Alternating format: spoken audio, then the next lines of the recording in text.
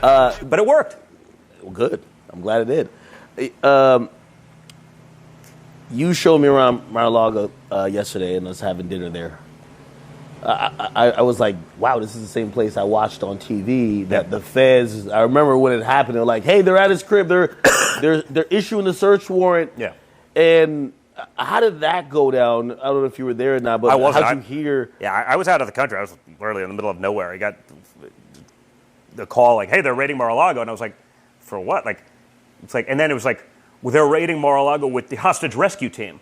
I'm like, what? That's like the Navy SEALs of federal law enforcement, right? Like, those are guys that, like, those are the guys they send like to take out terrorists who hijack planes. I'm like, well, why are they executing a search warrant? Like, it's not like my dad was there with a gun. But they did the same thing, right? You know, on January 6th, like, Donald Trump tried taking over the Beast, you know, the presidential vehicle. He was going to drive downtown, like, and they have people, like, you know, before Congress be like, this happened. And then they won't call the people who were in the car, right? They don't ask them what actually happened. And so they have this hearsay from these people. And then, like, oh, what was it, like 4 weeks ago, they finally had, you know, asked the people in the car, no, that never happened. That's ridiculous.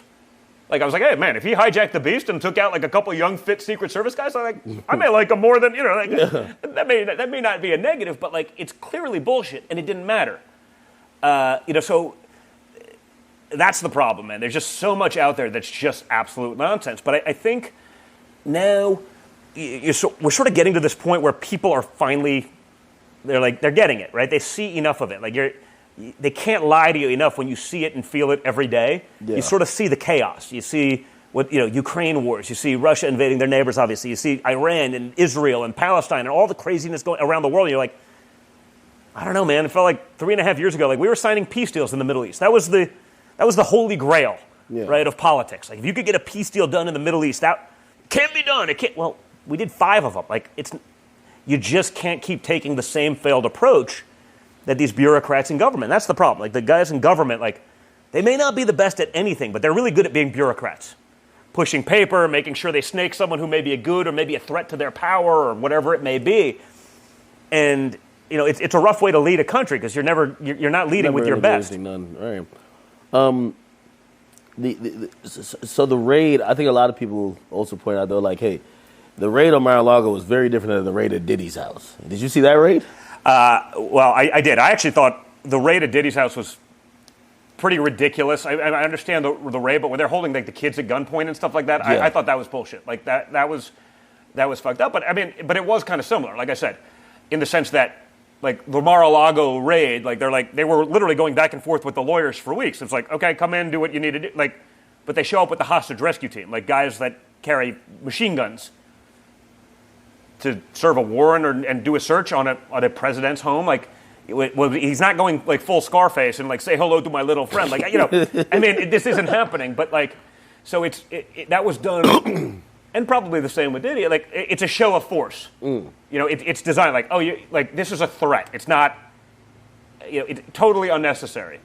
What do you think about that? You know, he's someone who's, you know, operated in that entertainment sphere that's kind of similar, and we do know, like, previously, I think it was maybe the 2008 election, like, he spearheaded the vote or die movement, and you know, he's kind of been politics adjacent, but he's been big, and it's kind of like, I know him and your father must have had relationships or whatever. They did for a long time, and then he went full leftist, maybe because of some of the stuff he's been doing, because that whole thing's crazy. But it was interesting, like, and now it sort of all comes back together. Just, dude, like I said, I sort of grew up in that world. I grew up in New York.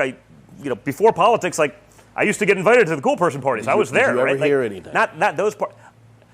So not me directly, but it's my ex-wife actually she was a model in New York, and, like, she was really good friends with Kim Porter, who was Diddy's wife, the one who died at 47 from pneumonia, and it was like, that's what they when said. that happened, she called me, and this was a couple of years ago now, maybe not even, a couple of years ago, and she called me like, something's up with that. I go, what do you mean? She's like, oh, dude, Kim used to tell me, like, it was a bad, like, there's a lot of weird shit that I didn't even know that, like, but they were like, you know, they'd do photo shoots together or whatever. They were sort of friendly. Like, they'd hang out. Like, we'd see them out downtown, and, like, I'd hang out with her. Not so much with Dad. I think it was already sort of over there, but, like, she was really afraid of him, and Really? Yeah, like this goes back years, and so and she was having these conversations with my ex. I was like, I don't know what like. A lot of people believe that whatever happened there happened with the woman afterwards, which was Cassie, and supposedly no, she's like I said, like I didn't. You sort of don't think about these things until now. You go back and you're like, holy, like I distinctly remember when Vanessa was like calls me and was like, hey man, Kim Porter died. I go, what? Like we saw her like a couple of weeks, whatever it was and she goes. Yeah, man, she was sort of always in fear of something happening.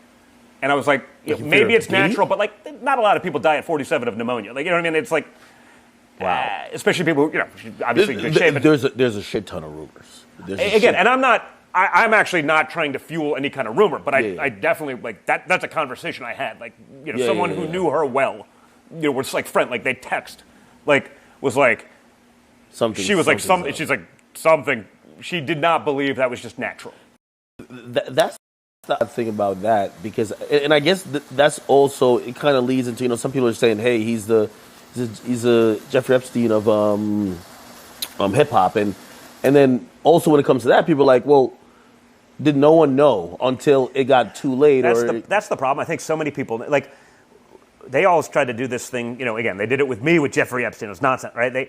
They tried doing it with my father because, like, he lived in Palm Beach and he came to Mar-a-Lago in the early 90s. Like he was literally thrown out of Mar-a-Lago in the early 90s. Like, he was like a member. And my dad's like, no more, you're out. Because, like, there was these rumors and he was like, I just don't want to be a part of that. Oh, I thought you were going to say he called him, like, in the bathroom. Well, no, but he was trying to pick up, like, girls that worked in the spa. And he was like, no more of this shit. Like, you're out. Yeah. So leave my workers alone, man. Get out of here, man. Yeah, so there was always something about him that we never quite... So he threw him out in the early 90s, but that's why it's so odd that even after he went for it, not like innuendo or like rumor, like the guy went to jail, he comes out and he's having dinner with, big media personalities and Bill Gates, and it's like, no, but here's the one... You notice how it's always the one picture with him and Trump? There's one picture of them together, and they're like, it's like from 1992, and they're like, they were great friends. I'm like, how come you don't tell the rest of the story? How come you don't talk about the other guys that were friends with him in 2017 after all of that shit? Right? That I watched like the documentary. That was even spooky, where they're like, the first time he goes into court and when he gets caught with something, and they're like, that court proceeding is like wiped from the record. You can't even find it. Yeah, no, it's just gone. You know what I mean? And so, is that rich privilege, or is that like, hey, listen? No, that's more. That's like he's got shit on people privilege, and like as long as they're working that, Like, it feels to me like there's no way he wasn't working for someone, whether that's, there's the people say, oh, he was working for Mossad in Israel, and he was basically there setting up powerful people, right? Setting up powerful people, get them in a compromising position, whether it's, Prince Andrew or one of these people, like, get them, hey, we got a picture of you with an underage girl. Now you work for me. It feels more like that than anything. And then, he got too far, so he was no longer useful or whatever it may be, and that's when they take him out. But, like... Candace Owens said she believes that the raid on Diddy's house was more than likely, because apparently I didn't even know that they said there were princes even partying with Diddy. Like a Diddy party is like the cultural apex of... I believe that, yeah. So they believe that he probably had stuff on people, and what's going on now is they believe that the raid, or she believed that the raid, was to maybe go get that information to absolve those people. Or prevent that information from getting out. Do you think that's even possible? By the way, at this point, honestly, like when I did not used to be as cynical as I am now. Yeah. Like, really? Now, like anything is possible. Like you have this notion of like what you believe America to be. Like it's a fucking lie. Okay, like it's like I'd love to get it to what I believed it to be as like a patriot, but like that does not currently exist. And so if he was running some sort of, and they say there were video cameras in every room, and so if you were at these parties, and who knows what you're, some guys, oh, now we got it with it. I could totally see that happen. Like it actually feels to me like that's more plausible, really, than anything. Like I usually look at people like you're nuts. Like no, like this. I mean, I was that way too before they started doing it to me. At the heights of the heights, it's impossible for that to happen without a bunch of leaks and for that amount of collusion to happen. Yeah. Except like I thought that too. Until they tried doing it to me. Like when they first started Russia, I was like, dude, there must be something. And I'm like, wait a minute, I'm the target? I'm like, wait a minute, like what? Okay, well, maybe, hey, who knows?